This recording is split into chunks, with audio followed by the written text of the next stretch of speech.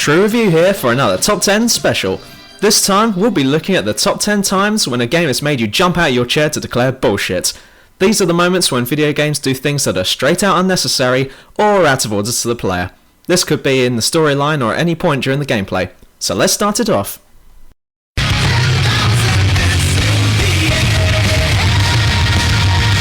Starkiller! Starkiller! Okay, let's kick this off with a bit of Star Wars The Force Unleashed. Although the title of the game sounds like something I do on the toilet every morning, this game kicks f***ing A.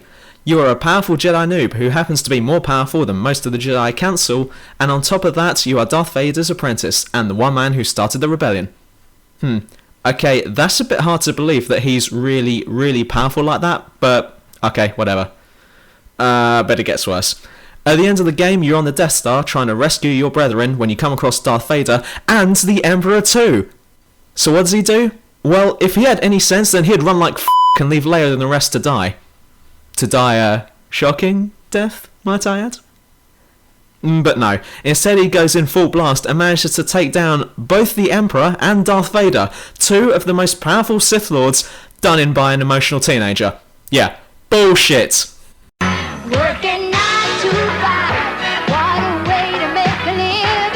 Unreal 2. This game, well, it sucked.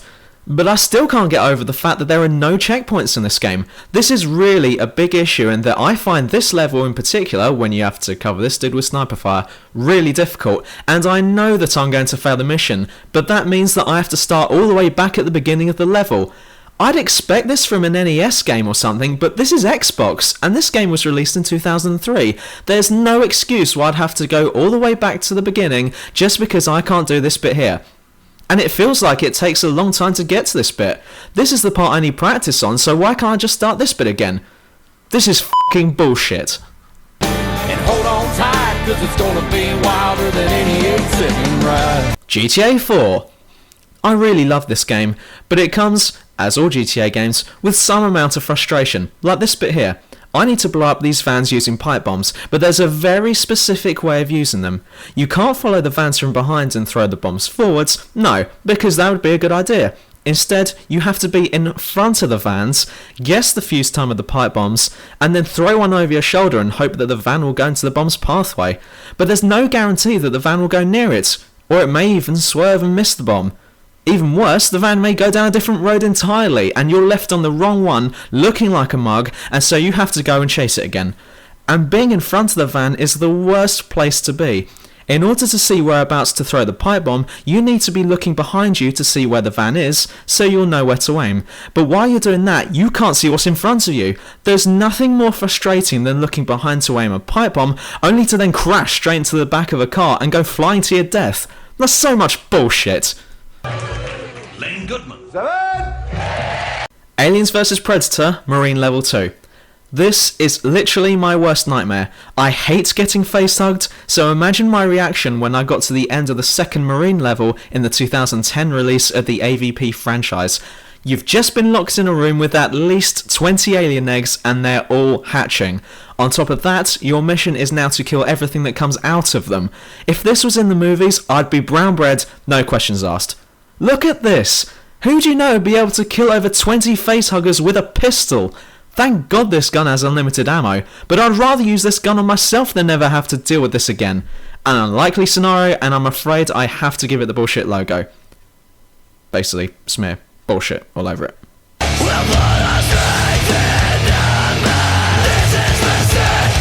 Super Mario Land, or any variation of it.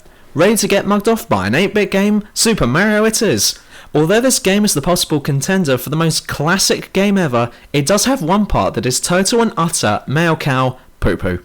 Having gone through all the trials and dangers, Mario finally arrives at the end of the stage to rescue his lover Daisy, only to realise it's not Daisy. Like here, this is the Game Boy version. You get to the end of the stage and it's like, "Oh, Daisy, you're giving me a kiss, darling," and then all of a sudden she turns into a bug and flies away. If I were Mario, I'd get pretty paranoid by this. I think that when I eventually reach Daisy, I'd be like trying to tear her head off just to make sure that she's not a goddamn bug. But how long do these bug versions of Daisy last like her for? Could Mario believe that he's finally found her, then got married to her like a year later, and then at the altar, the priest would be like, "If anyone has any objection to this union, speak now or forever hold their peace." And someone in the crowd would shout out, "She's not really Daisy, she's a fly!" And then that would ruin Mario's life. I really need to stop getting off track. Nah, do you know what? I really need to stop smoking crack. Anyways, bullshit! And my wife is dead. I'm sorry to hear that. High five! The Titan Mutator on Unreal Tournament 3. This is a bullshit moment? Look, I think this game is great, and it does a very good job at bringing honour back to the UT name, but this 2009 add-on pisses me off somewhat. If you get enough kills, then you can level up and mutate into a bigger and stronger killer. Whilst in this state, you only have access to the shock rifle and rocket launcher, and you become almost unstoppable. After a certain amount of time, you go back to being you, and the game carries on. That's alright. However, whilst in this state you rack up some more kills, you can evolve again into a massive f***er and tear shit up even more. But here's the bullshit part.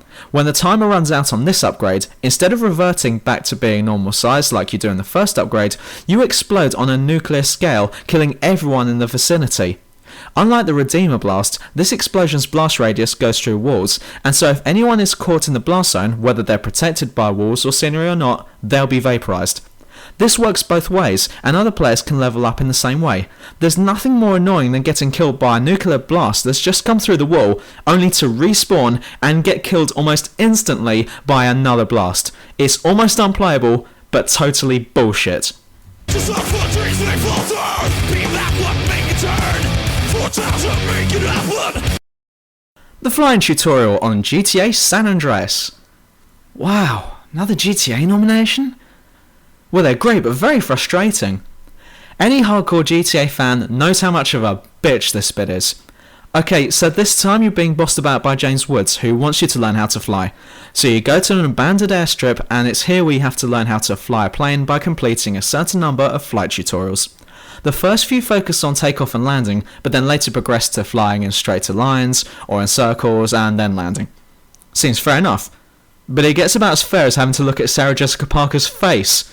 Whilst flying in these tutorials, you have to show your accuracy flying by flying directly into floating circles in the sky. By going through a circle, you'll get a certain number of points, which adds up to a percentage. You'll need to obtain a certain percentage of accuracy in order to progress to the next stage, but there's very little in the way of room for mistakes. If you miss a circle, you'll get marked down and fail. But if you turn around in midair and go back to the circle, you'll waste too much time and lose out on points. Basically, you need to be 100% f***ing accurate whilst flying in this game, and this is not a game with good flying controls. It reminds me a lot of Superman 64. But you'd think it'd be simple, like in Battlefield 1942 or any other game that has flying controls. But this one's controls are too delayed, and it's incredibly difficult to judge the right altitude of the circles.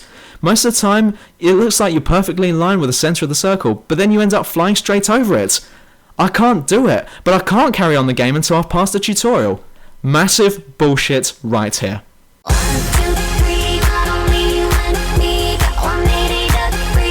The ending to Halo 2.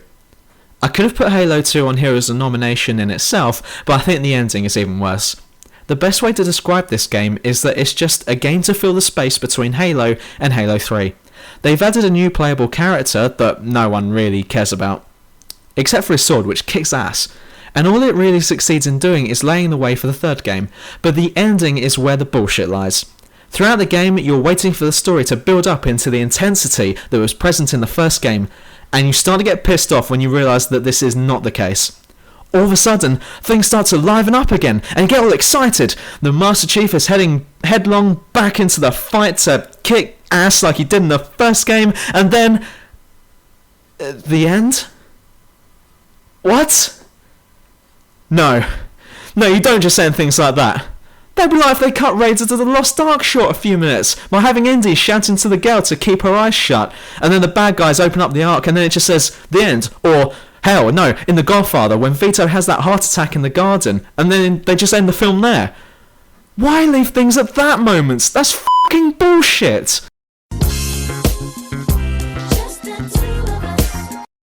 Mother Base. The Metal Gear Solid franchise is packed with so many memorable moments that it's almost sacrilege to even think that there's bullshit to be found here. But what can it be, I wonder? The boss fight versus the Sorrow in Snake Eater? I mean, come on, how bored must you have been to figure out how to beat him? Liquid Snake somehow surviving in a severed arm?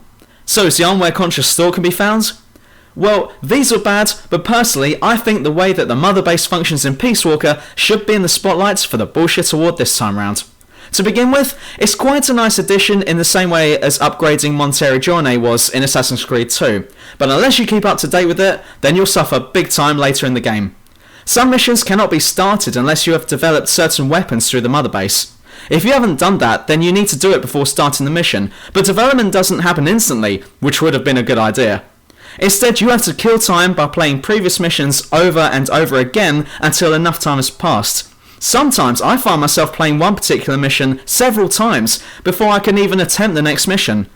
Now, this wouldn't have been too much of a drama if this game was exclusively for the PSP, but I'm playing this game on the Xbox 360, and I don't want to have to replay previous missions constantly just to kill time. The mother base just adds an unnecessary element to the game and succeeds only at wasting a huge amount of time, and so wins this runner-up prize to this bullshit competition. One more time, got me feeling so free. The boss fights in Prince of Persia.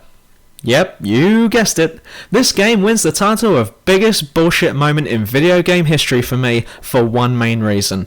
How the bosses regain most of their health when you get knocked down in the boss fights.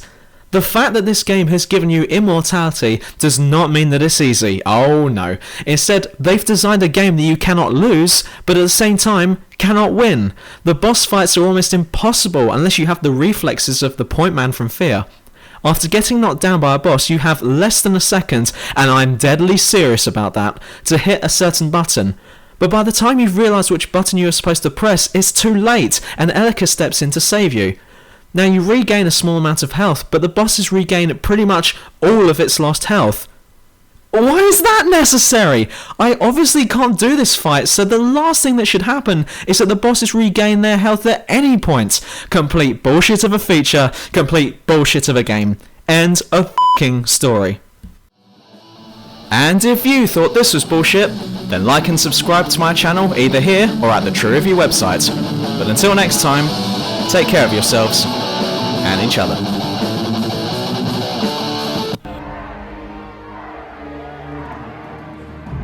Merci. Merci. Jesus Christ.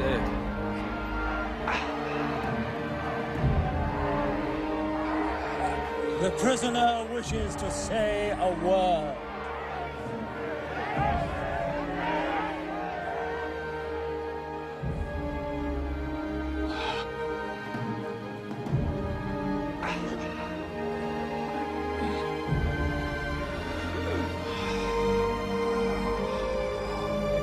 Bacon and eggs.